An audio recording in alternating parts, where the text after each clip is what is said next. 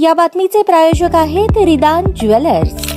आमच्याकडे 24 crate, 22 crate, 20 crate आणि 18 कॅरेटचे सोन्याचे हॉलमार्कचे दागिने मिळतील।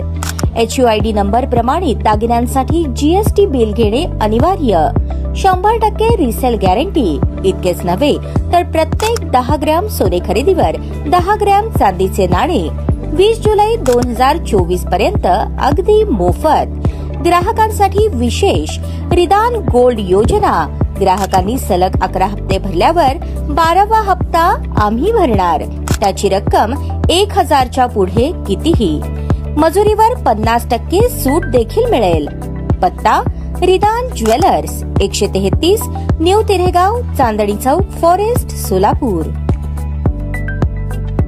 तरडगाव परिसरात पाऊस झाल्याने पालखी तळ चिखलमय झाला होता। वारकऱ्यांना राहुट्या लावणेही अशक्य झाले होते। माऊलींची पालखी जेथे मुक्कामी थांबते तिथेही चिखल झाला होता। सोहळा प्रमुख योगी निरंजन नाथ, व्यवस्थापक माऊलीवीर यांनी तळाला भेट देऊन प्रशासनाला सूचना केल्या। या परिसरात मुरुम टाकल्याने तळ मजबूत झाला। या तळावर सोहळा विसावला। अनेक वर्ष पाऊस मोठा झाल्यानंतर राहुट्यात देखील पाणी येते। वारकऱ्यांना दिवसभर चालायचे आणि रात्री पावसामुळे बसून रात्र जागून काढायची याची जणू सवय झाली आहे। मात्र याची तक्रार कोणाकडेही न करता माझा वारकरी विठ्ठल भेटीच्या आशेने चालत राहतो आणि त्या वारकऱ्यास विठ्ठल नेहमीच पाठीराखा म्हणून उभा राहतो। तरडगाव पालखी तळावरील दृश्य मनाला भावणारे होते। भर पावसात माऊलीच्या जयघोषात आरती सुरू झाली। आभाळातून मृग बरसत होता तर दुसरीकडे देहभान विसरलेला वारकरी आनंदाश्रूंनी माऊलींचा जय जयकार करत होता। याची देही याची डोळा हा सोहळा पाहताना वारकरी ऊन वारा पाऊस याची तमा न बाळगता तल्लीन झाला होता। खऱ्या अर्थाने विठ्ठल भेटीची आस लागलेला वारकरी हा शासनाच्या मदतीची अपेक्षा न बाळगता वर्षानुवर्षे मजल दरमजल करत पांडुरंगाच्या भेटीला दर्शनाला येत असतो। लाखो वारकरी यात सहभागी होतात, परंतु दरवर्षी वारकऱ्यांना भेडसावणारे प्रश्न आजही जसेच्या तसे दिसतात। काही प्रश्न सुटले असले तरी अद्याप काही प्रश्न तसेच आहेत। महाराष्ट्र शासनाचे सरकारचे कर्तव्य आहे की श्रद्धेने लाखो वारकरी चालत पांडुरंगाच्या दर्शनाला येतात, त्यांची कोणतीही गैरसोय होऊ नये याची जबाबदारी घेणे प्राधान्यक्रमाने आवश्यक आहे। परंतु अनेक घोषणा होतात, अंमलबजावणी मात्र 30%च होते। ज्याचा पाठीराखा साक्षात पांडुरंग आहे त्याला शासनाच्या अथवा कोणाच्याही मदतीची अपेक्षा नसते। याचे उदाहरण म्हणजे आळंदी देहू येथून पायी चालत जाणारे वारकरी म्हटले तर वावगे ठरणार नाही। प्रशासन आणि सरकारमधील नेते आणि अधिकाऱ्यांमधील जेव्हा वारकरी जागा होईल तेव्हा मात्र वारी मार्गातील एकही समस्या राहणार नाही। वारकऱ्यांना कोणताही त्रास होऊ नये अशीच अपेक्षा ज्येष्ठ आणि युवा वारकऱ्यांकडून व्यक्त होत आहे।